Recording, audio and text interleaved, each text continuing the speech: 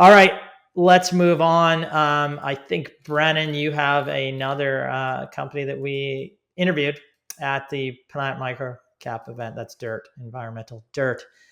Interesting name. That is correct. DIRTT Environmental Solutions Inc., DRT on the TSX, currently trading at about $1 per share. I think it actually closed just under $1 today. Market cap about $190 million, and it doesn't pay a dividend. But they are a provider of industrialized construction for interior environments within workplace, healthcare, education, and the public sector. DIRTT offers comprehensive prefabricated modular solutions, including complete interior solutions, drywall alternative, glass partitions, casework, power, networks, floors, and more. And the company also has its design integration software, or ICE, which enables smart, precise design manufacturing. Now, Brett covered the stock in February of 2025 on the podcast when it was trading at about $1.18 per share. And this was following the company's Q3 financial results. But I thought that I would do a quick update given we spoke with Benjamin, the CEO, in Vegas last week at the Planet Microcap conference. So if we look at the last year period, the stock is up about 46%. But since its 2019 highs over 6 years ago, the stock is down over 80%.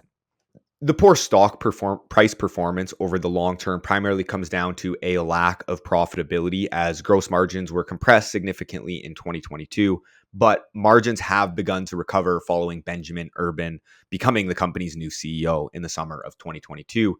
And since then, gross margins have increased back to where they were pre-COVID, toward the mid 30 or higher 30% range. And this is due to cost reduction measures, manufacturing efficiencies, and price increases.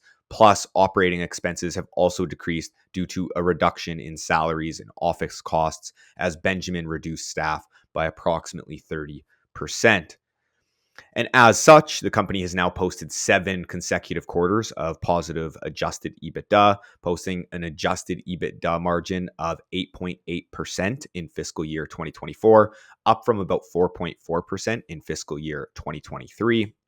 Now, looking at the recent quarter of Q4 2024, ended December 31st of 2024, keep in mind all numbers here are in US dollars. Revenue decreased 4% to $49 million.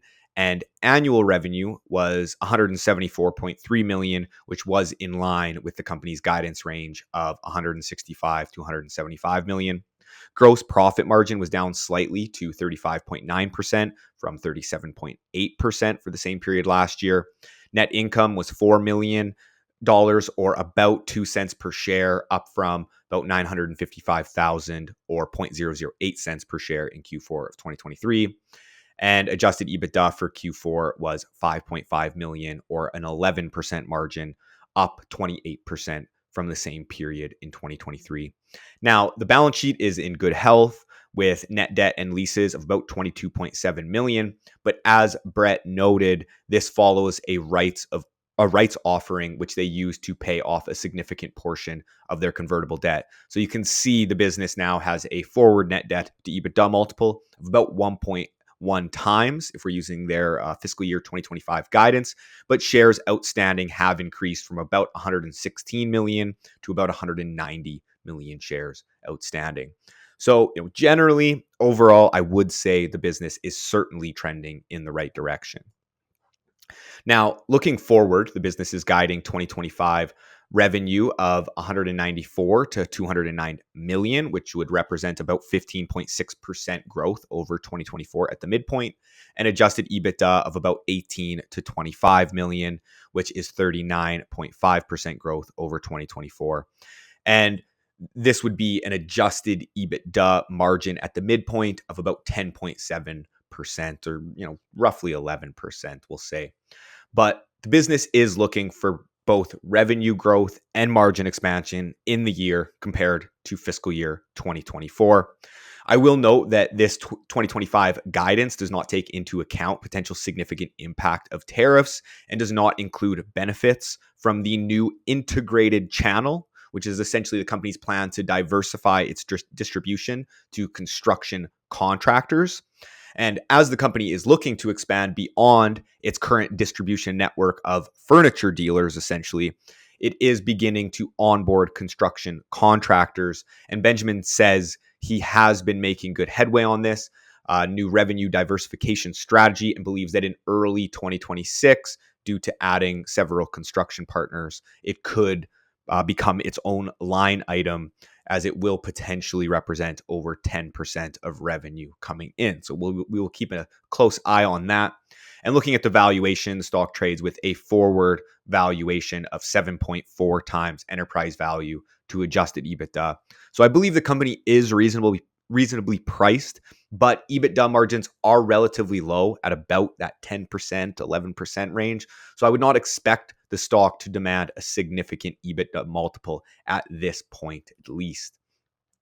So to conclude here, DIRTT appears to be trending in the right direction with the business turning around under the control of new CEO Benjamin Urban. Costs are down, margins are up, and the business is looking at diversifying its revenue distribution channels. The company has approximately $400 million in revenue capacity with its current facilities, and the ICE software platform allows the company to have a 10-day manufacturing lead time, which is quite impressive. The balance sheet is in decent shape with a forward net debt to EBITDA multiple of 1.1 times, although DIRTT's outstanding shares are now up to about 189 million shares outstanding. But the company did recently instate an NCIB, so they will be buying back shares. Now, management's fiscal year 2025 revenue and adjusted EBITDA guidance is promising, but there does remain some uncertainty around tariffs impacting the business, as well as the business has a higher sensitivity to macroeconomic conditions due to their industry. But I would say that at a forward valuation of about 7.4 times enterprise value to adjusted EBITDA, I believe the company is reasonably priced. But again, EBITDA margins are relatively low at about 10%. So I would not expect the stock to demand a significant EBITDA multiple at this point. But like Brett said back in February, there is a case to be made that the business offers value if they can continue to execute going forward. Now, overall, I think it's an intriguing turnaround story, and we will certainly be monitoring the business in 2025 as they execute on their guidance and work to add those construction contractors to their distribution channel. And here's the disclosure: we do not own any shares. Great. And I think that, what you're saying on the valuation is probably pretty much spot on. Like when I look at the company as it sits right now, 10% adjusted EBITDA margin, that's a low margin business, especially because they do have some debt, not a huge amount, but they do have some. But you wouldn't expect generally a low margin business to command a high valuation or premium multiple. So it's probably appropriately valued. Now, if they're able to hit some of those growth numbers and repeat that for a couple of years, then certainly there could be some upside, but they'd still have to hit those numbers. Yeah, get potentially closer to capacity, grow, and then maybe see some efficiencies there and increase margins. There is a general tightening of capital spending in this segment. Generally just not the segment, but just construction right now. So I would be a little bit in the near term worried about the next couple of quarters. Potentially, you see that ease up, and some certainty come back to the market, and then larger projects move forward. Maybe there'll be an opportunity if you see some weaker results. They're more of an anomaly than anything else, and then over the long term can be a good situation to look at. We're not there yet. We continue to monitor the company. Yeah, one thing that I just also add to that I didn't touch on, they do have a lawsuit that's currently ongoing, which could potentially be a bit of a windfall.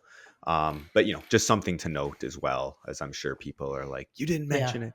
Yeah, there's up to about 50 million Correct. there. Now, we're not sure they can actually get that capital, but they would be able to potentially, one of the things they could do is it's from the former founder that the lawsuit is involved with. They could, they started a competing business, basically, as I understand, and they may be able to get the customers back that kind of bled over.